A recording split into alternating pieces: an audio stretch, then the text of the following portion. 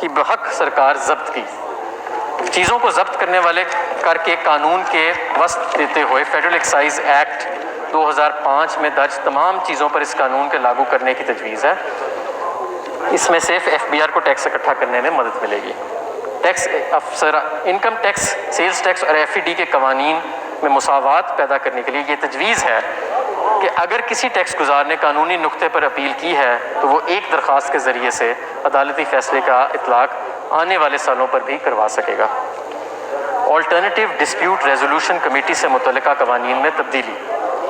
ADRC کی committee میں ممبران کی تقرری میں مزید شفافیت، اسے مزید جامع بنانے اور زیادہ اختیارات دینے کہ اس کے فیصلے کو قبولیت دینے کے ٹیکس کے سیکشن 47D اور FED کے سیکشن 38 میں ترامیم کی تجویز ہے۔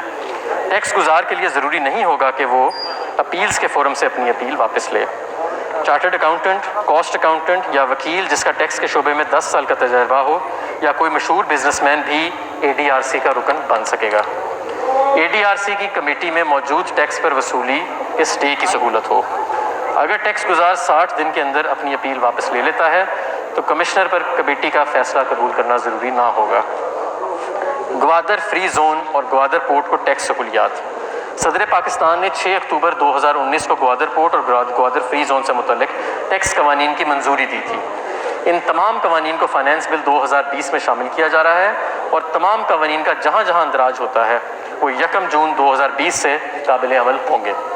FED ایکٹ کے تحت نان ڈیوٹی پیڈ آئٹم کے قوانین کے دائرہ کار کو بڑھانا۔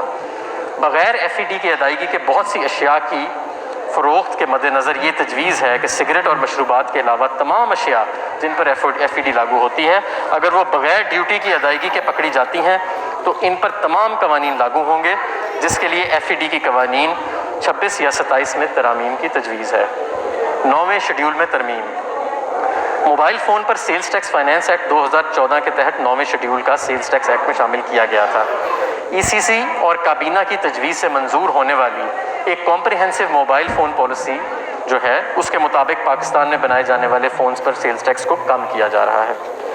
آڈٹ کے معاملات کو الیکٹرانک ذرائع سے سر انجام دینے کا تصور۔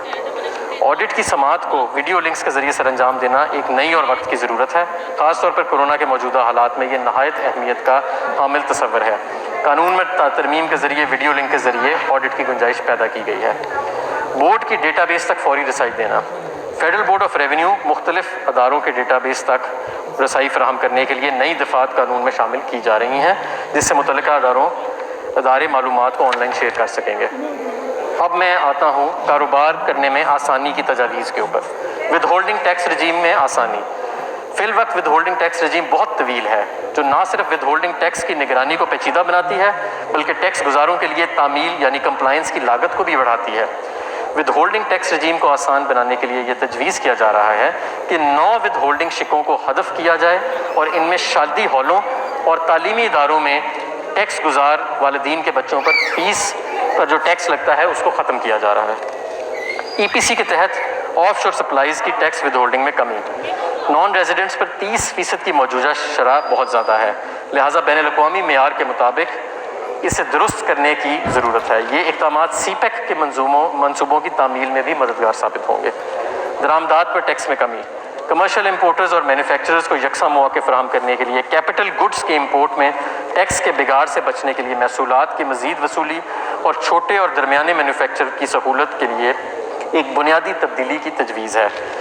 اس تجویز کے تحت درآمدات پر انکم ٹیکس کی شرح کو خام مال پر 5.5% سے کم کر کے 2% اور مشینری پر ٹیکس کو 5.5% سے کم کر کے 1% کیا جا رہا ہے۔ اس کے ساتھ اس شخص سے منسلک ایگزامینیشن سرٹیفکیٹ کا نظام بھی ختم کیا جا رہا ہے۔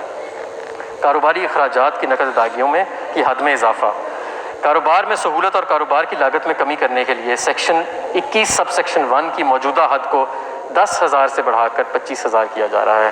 اس طرح کاروبار میں ایک اکاؤنٹ ہیڈ میں جو موجودہ 50,000 سے بڑھا کر 2.5 لاکھ کرنے کی تجویز ہے۔